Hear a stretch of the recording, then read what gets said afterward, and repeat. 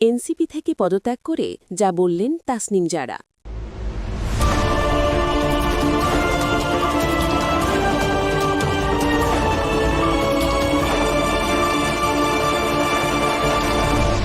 Channel CB. NCP থেকে পদত্যাগ করেছেন দলটির জ্যেষ্ঠ যুগ্ম সদস্য সচিব তাসনিম জারা। শনিবার তিনি আনুষ্ঠানিকভাবে পদত্যাগের ঘোষণা দেন।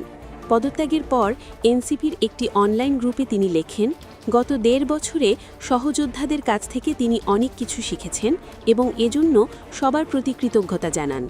একই সঙ্গে সবার জন্য শুভকামনা প্রকাশ করেন। এদিন রাতে নিজের ভেরিফাইড ফেসবুক পেজে দেওয়া এক পোস্টে তাসনিম জারা জানান, তিনি খিলগাঁওয়ের সন্তান, সেখানেই তার জন্ম ও বেড়ে ওঠা।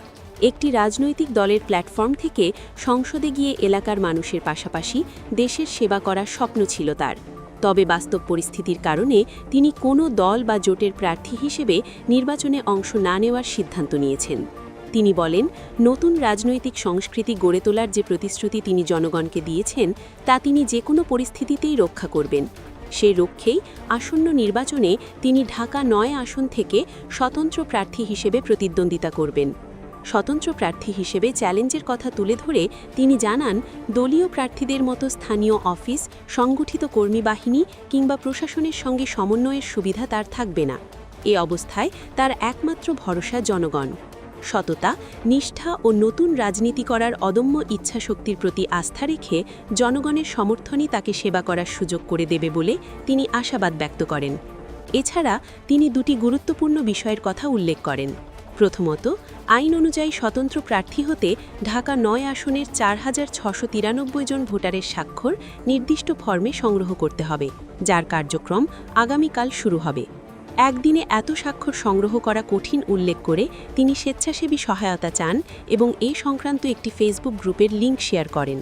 দ্বিতীয়ত, আগের ফান্ডরেজিংয়ে যারা অনুদান দিয়েছেন, পরিবর্তিত সিদ্ধান্তের কারণে তারা চাইলে অর্থ ফেরত নিতে পারবেন বলে জানান তিনি। বিকাশে দেওয়া অনুদানের জন্য একটি ফর্ম পূরণের নির্দেশনা দেওয়া হয়েছে। যাচাই শেষে অর্থ ফেরত দেওয়া হবে। ব্যাংকের মাধ্যমে দেওয়া অনুদানের ফেরত প্রক্রিয়া শিগগিরই জানানো হবে বলেও তিনি উল্লেখ করেন। সবশেষ ও নির্ভরযোগ্য খবর সবার আগে পেতে আমাদের চ্যানেলটি এখনই সাবস্ক্রাইব করে রাখুন। ভিডিওটি ভালো লাগলে লাইক দিন আর গুরুত্বপূর্ণ এই তথ্যগুলো শেয়ার করে পৌঁছে দিন আপনার বন্ধু ও পরিচিতজনদের কাছে। সাথেই থাকুন নিয়মিত আপডেট পেতে। ধন্যবাদ।